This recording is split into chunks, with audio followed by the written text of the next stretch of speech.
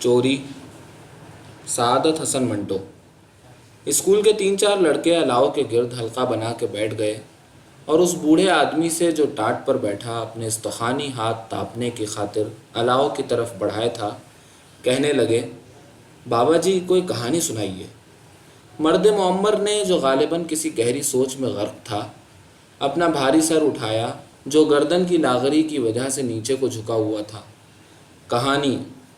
मैं खुद एक कहानी हूँ, मगर इसके बाद के अल्फाज उसने अपने पोपले मुंह में ही बड़बड़ाए। शायद वो इस जुमले को लड़कों के सामने अदा नहीं करना चाहता था, जिनकी समझ इस काबिल न थी कि वो फ़लसफ़ियाना निकात हल कर सकें। लकड़ी के टुकड़े एक शोर के साथ जल जल कर आतिशी शिकम को पुर कर रहे थे।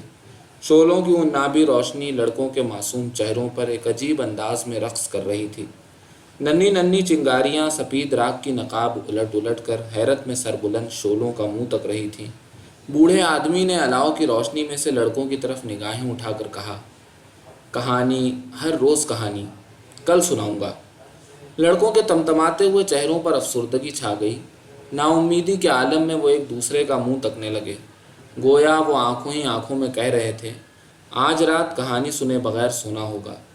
यकायक उनमें से एक लड़का, जो दूसरों की बनिस्बत बहुत होशियार और ज़हीन मालूम होता था, अलाव के करीब सरक कर बुलंद आवाज़ में बोला, मगर कल आपने वादा किया था और वादा खिलाफ़ी करना दुरुस्त नहीं। क्या आपको कल वाले हामिद का अंजाम याद नहीं है, जो हमेशा अपना कहा भूल जाया करता था? दुरुस्त, मैं भूल गया था।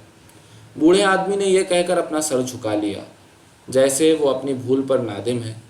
थोड़ी देर के बाद वो उस दिलेर लड़के की जुर्रत का ख्याल करके मुस्कुराया, मेरे बच्चे, मुझसे गलती हो गई, मुझे माफ़ कर दो। मगर मैं कौन सी कहानी सुनाऊं? ठहरो, मुझे याद कर लेने दो। ये कहते हुए वो सर झुकाकर गहरी सोच में गर्क हो गया। उसे जिन और परियों की लायानी दास्तानों से सख्त नफ़रत थी। वो बच्चों को ऐसी कहानियाँ सुनाया करता था जो उनके दिलो दिमाग की इस्लाह कर सकें। उसे बहुत से फजूल क़िस्से याद थे जो उसने बचपन में सुने थे या किताबों में पढ़े थे, मगर उस वक्त वो अपने बरबते पीरी के बोसीदा तार छेड़ रहा था कि शायद उनमें कोई ख्वाबीदा राग जाग उठे। लड़के बाबा जी को खामोश देखकर आपस में आहिस्ता आहिस्ता बातें करने लगे। गालिबन उस लड़के की बाबत जिसे किताब चुराने पर बेत की सज़ा मिली थी।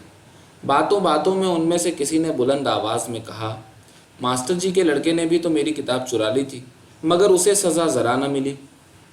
किताब चुरा ली थी। इन 4 लफ्ज़ों ने, जो बुलंद आवाज़ में अदा किए गए थे, बूढ़े की खुफ्ता याद में एक वाक़ये को जगा दिया। उसने अपना सफ़ेद सर उठाया और अपनी आँखों के सामने भूली बिसरी दास्तान को अंगड़ाइयाँ लेते पाया। एक लम्हे के लिए उसकी आँखों में चमक पैदा हुई, मगर वहीं गर्क हो गई। इज़्तिराब की हालत में उसने अपने नहीफ जिस्म को जुम्बिश देकर अलाव के करीब किया। उसके चेहरे के तग़य्युर व तबद्दुल से साफ़ तौर पर आया था कि वो किसी वाक़ये को दोबारा याद करके बहुत तकलीफ़ महसूस कर रहा है। अलाव की रोशनी बदस्तूर लड़कों के चेहरों पर नाच रही थी। दफ़तन बूढ़े ने आखिरी इरादा करते हुए कहा, बच्चों, आज मैं अपनी कहानी सुनाऊंगा। लड़के फ़ौरन अपनी बातें छोड़कर हमतन गोश हो गए। अलाव की चटकती हुई लकड़ियाँ एक शोर के साथ अपनी अपनी जगह पर उभर कर खामोश हो गईं।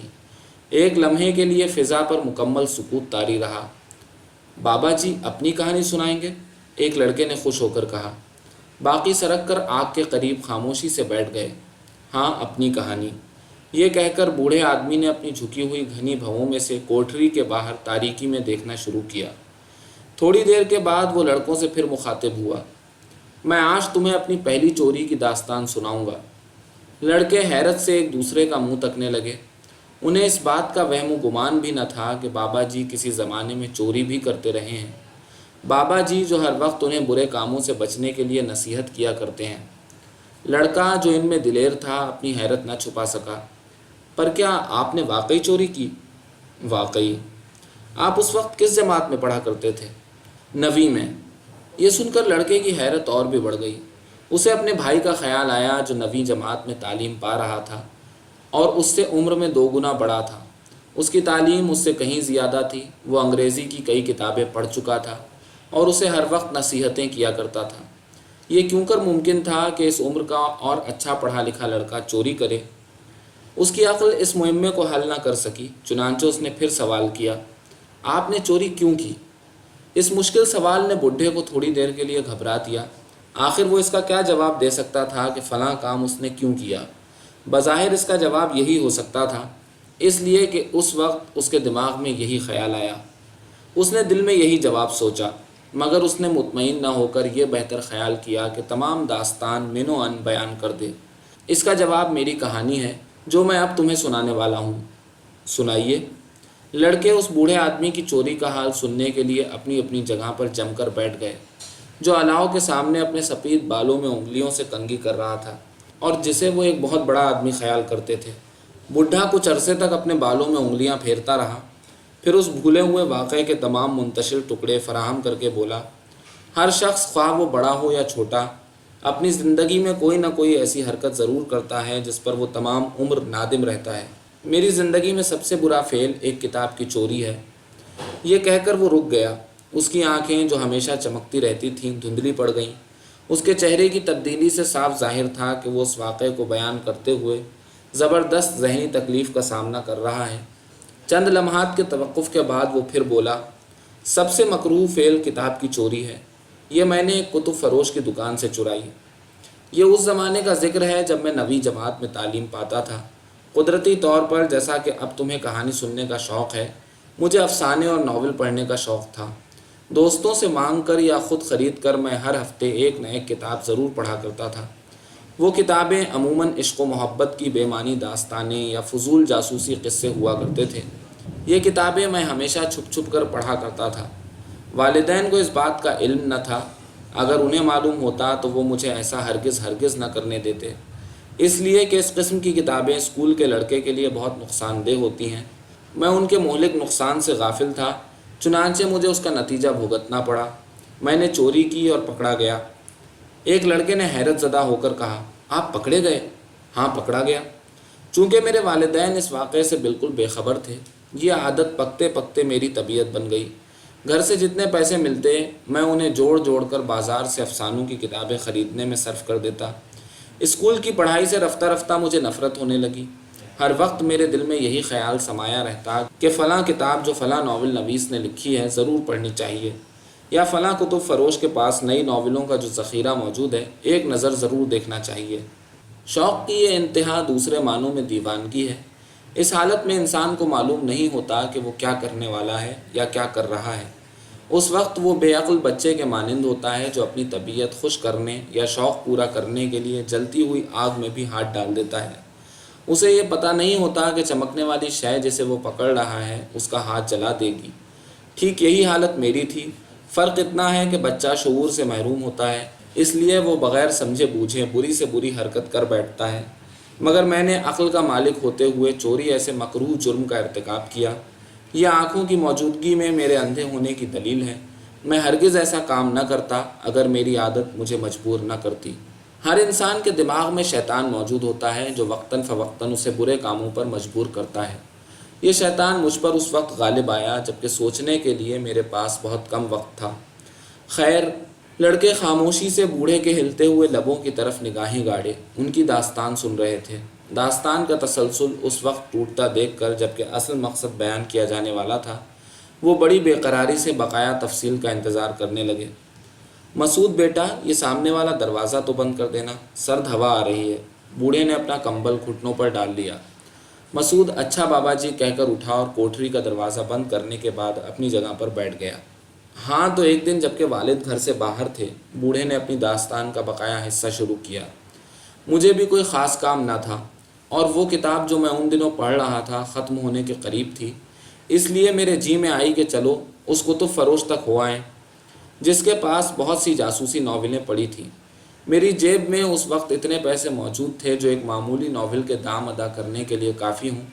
چنانچہ میں گھر سے سیدھا اس کتب فروش کی دکان پر گیا۔ یوں تو اس دکان پر ہر وقت بہت سی اچھی ناولیں موجود رہتی تھیں، مگر اس دن خاص طور پر بالکل نئی کتابوں کا ایک ڈھیر باہر تختے پر رکھا تھا۔ ان کتابوں کے رنگ برنگ سرورق دیکھ کر میری طبیعت میں ایک ہیجان سا برپا ہو گیا۔ دل میں اس خواہش نے گدگدی کی کہ وہ تمام میری ہو جائیں۔ میں دکاندار سے اجازت لے کر ان کتابوں کو ایک نظر دیکھنے میں مشغول ہو گیا۔ ہر کتاب کے شوخ رنگ سرورق پر اس قسم کی کوئی نہ کوئی عبارت لکھی ہوئی تھی، ناممکن ہے کہ اس کا مطالعہ آپ پر سنسنی طاری نہ کر دے۔ مصور اسرار کا لاسانی شاہکار، تمثیل، ہیجان، رومان سب یکجا۔ اس قسم کی عبارتیں شوق بڑھانے کے لیے کافی تھیں، مگر میں نے کوئی خاص توجہ نہ دی، اس لیے کہ میری نظروں سے اکثر ایسے الفاظ گزر چکے تھے۔ میں تھوڑا عرصہ کتابوں کو الٹ پلٹ کر دیکھتا رہا۔ اس وقت میرے دل میں چوری کرنے کا خیال مطلقاً نہ تھا، بلکہ میں نے خریدنے کے لیے ایک کم قیمت کی ناول چن کر الگ بھی رکھ لی تھی۔ تھوڑی دیر کے بعد دل میں یہ ارادہ کر کے میں دوسرے ہفتے ان ناولوں کو دوبارہ دیکھنے آؤں گا، میں نے اپنی چنی ہوئی کتاب اٹھائی۔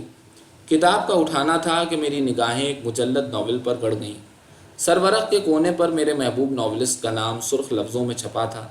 اس کے ذرا اوپر کتاب کا نام تھا، منتقم شعاعیں، کس طرح ایک دیوانے ڈاکٹر نے لندن کو تباہ کرنے کا ارادہ کیا۔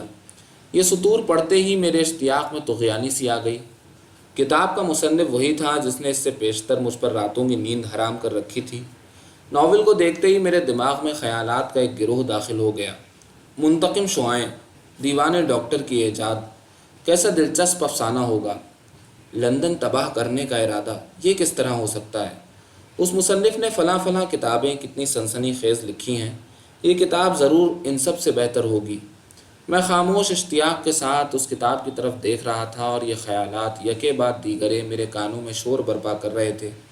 میں نے اس کتاب کو اٹھایا اور کھول کر دیکھا تو پہلے ورق پر یہ عبارت نظر آئی: مصنف اس کتاب کو اپنی بہترین تصنیف قرار دیتا ہے۔ ان الفاظ نے میرے اشتیاق میں آگ پر ایندھن کا کام دیا۔ ایکا ایکی میرے دماغ کے خدا معلوم کس گوشے سے خیال کود پڑا، وہ یہ کہ میں اس کتاب کو اپنے کوٹ میں چھپا کر لے جاؤں۔ میری آنکھیں بے اختیار کتب فروش کی طرف مڑیں جو کاغذ پر کچھ لکھنے میں مشغول تھا۔ دکان کے دوسری طرف دو نوجوان کھڑے میری طرح کتابیں دیکھ رہے تھے۔ میں سر سے پیر تک لرز گیا۔ یہ کہتے ہوئے بوڑھے کا نحیف جسم اس واقعے کی یاد سے کانپا۔ تھوڑی دیر تک خاموش رہ کر اس نے پھر اپنی داستان شروع کر دی۔ ایک لہجے کے لیے میرے دماغ میں یہ خیال پیدا ہوا کہ چوری کرنا بہت برا کام ہے، مگر ضمیر کی آواز سرورق پر بنی ہوئی لامبی لامبی شعاؤں میں غرق ہو گئی۔ میرا دماغ منتقم شعاعیں کی گردان کر رہا تھا۔ میں نے ادھر ادھر جھانکا اور جھٹ سے وہ کتاب کوٹ کے اندر بغل میں دبا لی، مگر میں کانپنے لگا۔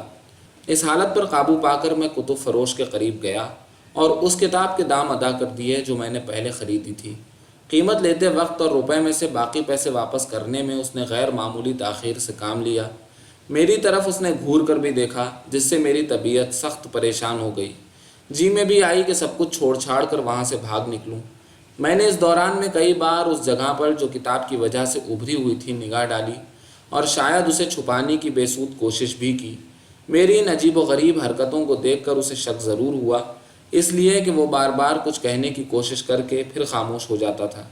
میں نے باقی پیسے جلدی سے لیے اور وہاں سے چل دیا۔ 200 قدم کے فاصلے پر میں نے کسی کی آواز سنی۔ مڑ کر دیکھا تو کتب فروش ننگے پاؤں چلا آ رہا تھا اور مجھے ٹھہرنے کے لیے کہہ رہا تھا۔ میں نے اندھا دھند بھاگنا شروع کر دیا۔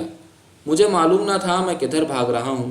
میرا رخ اپنے گھر کی جانب نہ تھا، میں شروع ہی سے اس طرف بھاگ رہا تھا جدھر بازار کا اختتام تھا۔ اس غلطی کا مجھے اس وقت احساس ہوا جب 2-3 آدمیوں نے مجھے پکڑ لیا۔ بوڑھا اتنا کہہ کر اضطراب کی حالت میں اپنی خشک زبان لبوں پر پھیرنے لگا۔ کچھ توقف کے بعد وہ ایک لڑکے سے مخاطب ہوا: مسعود، پانی کا ایک گھونٹ پلوانا۔ مسعود خاموشی سے اٹھا اور کوٹری کے کونے میں پڑے ہوئے گھڑے سے گلاس میں پانی انڈیل کر لے آیا۔ بوڑھے نے گلاس لیتے ہی منہ سے لگا لیا اور ایک گھونٹ میں سارا پانی پی گیا اور خالی گلاس زمین پر رکھتے ہوئے کہا: ہاں، میں کیا بیان کر رہا تھا؟ ایک لڑکے نے جواب دیا: آپ بھاگے جا رہے تھے۔ میرے پیچھے کتب فروش چور چور کی آواز بلند کرتا چلا آ رہا تھا۔ جب میں نے 2-3 آدمیوں کو اپنا تعاقب کرتے دیکھا تو میرے ہوش ٹھکانے نہ رہے۔ جیل کی آہنی سلاخیں، پولیس اور عدالت کی تصویریں ایک ایک کر کے میری آنکھوں کے سامنے آ گئیں۔ بے عزتی کے خیال سے میری پیشانی عرق آلود ہو گئی۔ میں لڑکھڑایا اور گر پڑا۔ اٹھنا چاہا تو ٹانگوں نے جواب دے دیا۔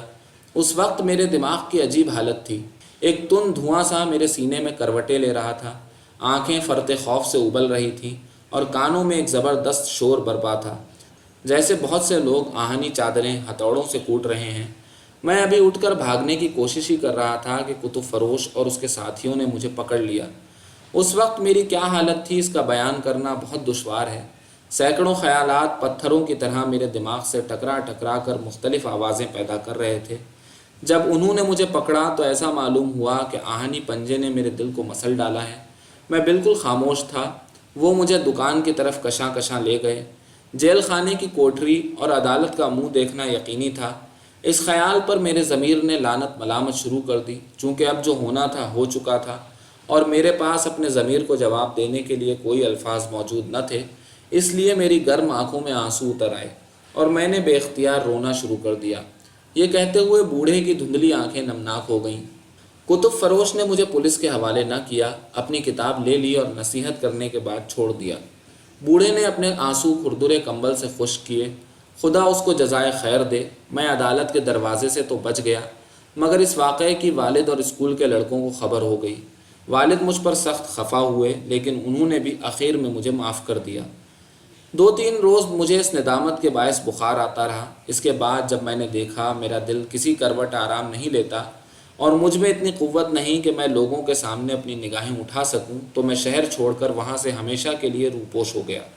اس وقت سے لے کر اب تک میں نے مختلف شہروں کی خاک چھانی ہے، ہزاروں مصائب برداشت کیے ہیں، صرف اس کتاب کی چوری کی وجہ سے جو مجھے تا دم مرگ نادم و شرمسار رکھے گی۔ اس آوارہ گردی کے دوران میں نے اور بھی بہت سی چوریاں کیں، ڈاکے ڈالے اور ہمیشہ پکڑا گیا، مگر ان پر نادم نہیں ہوں، مجھے فخر ہے۔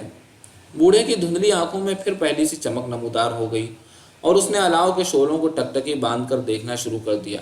ہاں، مجھے فخر ہے۔ یہ لفظ اس نے تھوڑے توقف کے بعد دوبارہ کہے۔ الاؤ میں آگ کا ایک شعلہ بلند ہوا اور ایک لمحہ فضا میں تھر تھرا کر وہیں سو گیا۔ بوڑھے نے شعلے کی جرت دیکھی اور مسکرا دیا، پھر لڑکوں سے مخاطب ہو کر کہنے لگا، کہانی ختم ہو گئی، اب تم جاؤ، تمہارے ماں باپ انتظار کرتے ہوں گے۔ مسعود نے سوال کیا، مگر آپ کو اپنی دوسری چوریوں پر کیوں فخر ہے؟ فخر کیوں ہے؟ بوڑھا مسکرا دیا، اس لیے کہ وہ چوریاں نہیں تھیں۔ اپنی مسروقہ چیزوں کو دوبارہ حاصل کرنا چوری نہیں ہوتی میرے عزیز، بڑے ہو کر تمہیں اچھی طرح معلوم ہو جائے گا۔ میں سمجھا نہیں۔ ہر وہ چیز جو تم سے چرا لی گئی ہے، تمہیں حق حاصل ہے کہ اسے ہر ممکن طریقے سے اپنے قبضے میں لے آؤ، پر یاد رہے تمہاری کوشش کامیاب ہونی چاہیے، ورنہ ایسا کرتے ہوئے پکڑے جانا اور اذیتیں اٹھانا عبث ہے۔ لڑکے اٹھے اور بابا جی کو شب بخیر کہتے ہوئے کوٹری کے دروازے سے باہر چلے گئے۔ بوڑھے کی نگاہیں ان کو تاریکی میں گم ہوتے دیکھتی رہیں۔ تھوڑی دیر اسی طرح دیکھنے کے بعد وہ اٹھا اور کوٹری کا دروازہ بند کرتے ہوئے بولا، کاش کہ یہ بڑے ہو کر اپنی کھوئی ہوئی چیز واپس لے سکیں۔ بوڑھے کو خدا معلوم ان لڑکوں سے کیا امید تھی۔